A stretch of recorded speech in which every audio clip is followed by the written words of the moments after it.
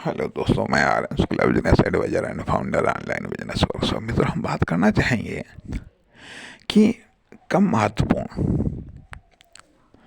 को या कम महत्वपूर्ण से महत्वपूर्ण कार्यों में लगना लगना या साधारण उद्देश्यों के स्थान पर असाधारण उद्देश्यों को स्थापित करना या छोटे लक्ष्यों की अपेक्षा कर बड़े लक्ष्यों का चुनाव करना करना या निरर्थक चिंतन या बहस या कार्यों से सार्थक चिंतन या बहस में संलग्न होना या नए उद्देश्यों की खोज करना या नई संभावनाओं का पता लगाना या नवीनता का सृजन करना या खराब से अच्छे की ओर जाना या बेहतर से और बेहतर की ओर जाना जाना या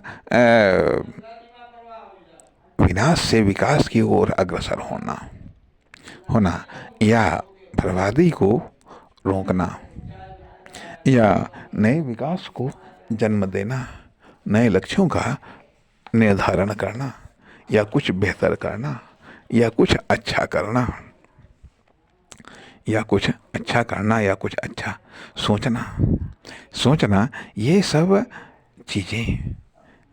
चीज़ें प्लानिंग के लिए प्रेरित करती हैं। ये सब चीज़ें या कहिएगा इन सब चीज़ों से प्लानिंग की शुरुआत होती है या इन सब चीज़ों से प्लानिंग उत्साहित होती। कहने का अर्थ यह आता है कि हम और बेहतर कैसे कर सकते हैं, हम और ज़्यादा कार्य कैसे कर सकते हैं, जो इच्छा की भावना है, हम और ज़्यादा अच्छा कार्य कैसे कर सकते हैं या हम और ज़्यादा कार्य कैसे कर सकते हैं या हम और ज़्यादा उपलब्धियों को कैसे हासिल कर सकते हैं या हम और अधिक संरचनाओं को कैसे हम सृजित कर सकते हैं। जो आगे बढ़ना है, कामयाब होना है, सफल होना है, सफल करना है या नए लक्ष्यों को प्राप्त करना है और बेहतर लक्ष्यों को प्राप्त करना है, तो ये सब चीज़ें जो सकारात्मक चिंतन है, इससे प्लानिंग को जन्म मिलता है। इससे प्लानिंग को जन्म मिलता है अर्थात जब इसकी आदत लग जाती है, जब आगे बढ़ने की आदत लग जाती है, जब आगे बढ़ने की आदत लग जाती है या जब पीछे हटने की आदत, जो पीछे हटने की आदत है उसको जब हम छोड़ देते हैं, विकास के लिए, उत्थान के लिए, सृजन के लिए, कल्पना के लिए, चिंतन के लिए जब हमारे कदम आगे बढ़ते हैं तो स्वाभाविक बात है कि उससे एक टेम्परेरी प्लानिंग जन्म लेती है। टेम्परेरी आइडिया अर्थात जो आइडिया आते हैं, जो एक्शन है तो यह सब प्लानिंग के ही हिस्सा है।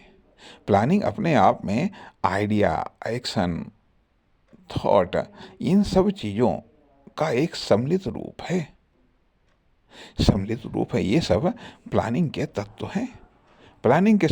हैं। अब नए नए आइडिया, नए नए एक्शन या एक दिशागत एक्शन जब एक हमको मंजिल मालूम है कि हमें वहाँ जाना है तो वहाँ जाने के लिए निरंतर एक्शन लेना, ये सब प्लानिंग का स्ट्रक्चर है।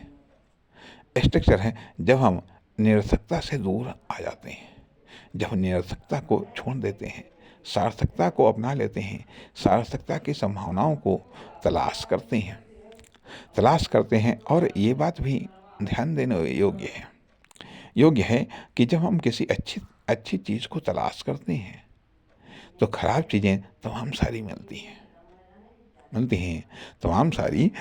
हैं और उनको हमें नज़रअंदाज करना होता है। कहा जाता है कि सफलता के लिए असफलता को तो स्वीकार करना पड़ता है।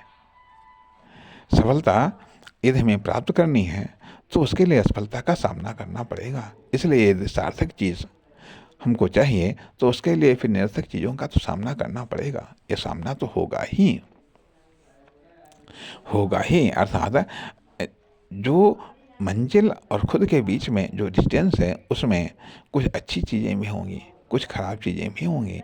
तो अच्छी और ख़राब चीज़ों से तो सामना करना ही पड़ेगा। अर्थात जब यदि एक प्लानिंग अच्छी चीज़ है, अच्छी चीज़ है, तो जब प्लानिंग एक अच्छी चीज़ है तो प्लानिंग के लिए हम जो प्रयत्न करेंगे, जो हम कोशिश करेंगे, वो कुछ अच्छे भी होंगे, कुछ खराब भी होंगे, तो कहने का अर्थ यह है कि प्लानिंग वह माध्यम है जिससे हम और बेहतर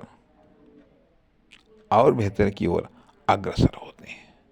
प्लानिंग वह माध्यम है जिससे हम और बेहतर की ओर अग्रसर होते हैं। नमस्कार, धन्यवाद।